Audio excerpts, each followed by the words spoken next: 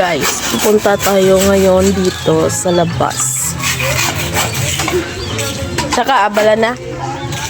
Hello again mga Inday, and yes, magvo-voice over tayo dito dahil nga may music dito sa kabilang bahay, baka makopyright tayo, sayang naman yung video natin. At eto nga si partner mga Inday, nag-aano dito ng kawayan dahil gagawin itong upuan. So gumagawa nga pala sila Inday dito sa harap namin ng bahay ng kubo. So ipapakita ko sa inyo sa next vlog natin, okay?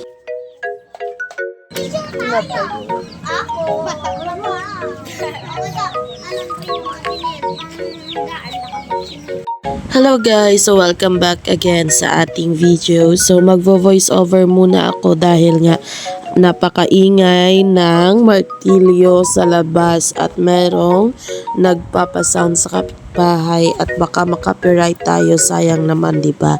And yes mga Inday, so magluluto nga pala tayo ng adobong takway. Ewan ko guys kung anong tawag neto sa Tagalog, pero sa amin dito sa Negros, takway to mga Inday. Bigay nga pala ito sa akin ng aking mother-in-law. So gagawin natin itong adobo. Okay, so pagkatapos nga nating hatiin ito sa gitna, atin lang itong huhugasan ng maigi. Ito na nga mga Inday, pagkatapos nga natin itong hatiin sa gitna, huhugasan lang natin ito mga Inday para talagang makuha yung mga naiwang balat sa takway. Sa hindi nakakala mga Inday, itong takway ay nakukuha nga pala sa gabi. Kinukuha itong takway sa gabi mga Inday. At yes po, kinakain po iyan. Hugasan lang natin siya twice or thrice hanggang sa pumuti yung sabaw. Sabaw!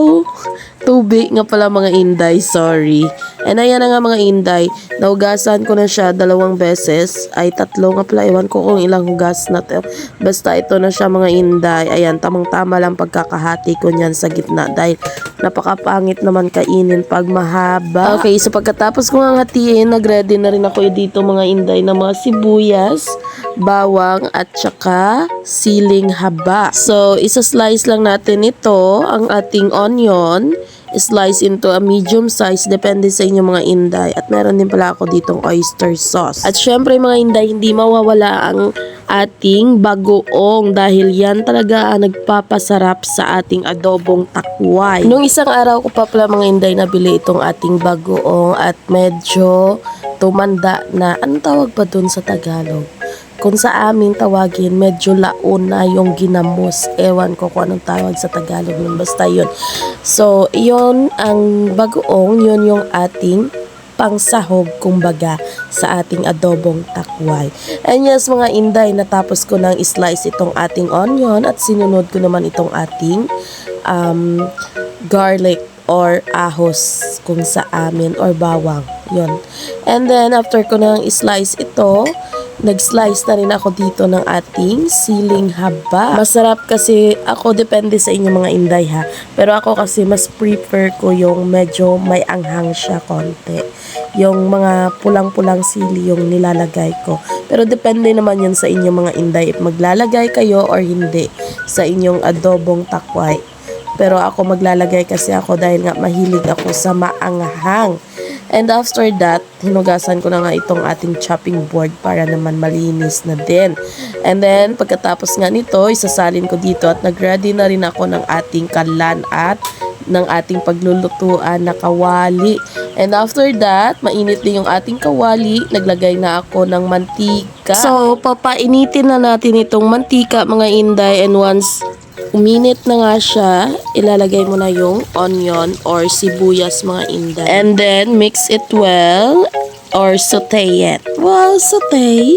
And then after that, ilalagay na rin natin itong ating bawang. At yun na nga mga Inday, halu-haluin lang ito hanggang sa maging golden brown. Golden brown! And yes mga Inday, once mag-golden brown na ito, pwede mo nang ilagay yung bagoong. Ayan, 2 piraso lang pala ng bagoong ay nilagay ko dahil nga hindi ako masyadong komportable pag dumami naman yung bagoong. Mas mangingibabaw yung lasa ng bagoong kesa sa takway. Kaya mas better sa akin na 2 lang yung ilalagay ko. And yes mga Inday, inalagay ko na rin pala dito yung siling haba. And after that, inilagay ko na rin itong ating takway. Wow, sa amoy pa lang mapapasabi mo na talaga na ulam na. And yes mga inday, naglagay na rin pala ako dito ng toyo or patis kung sa amin.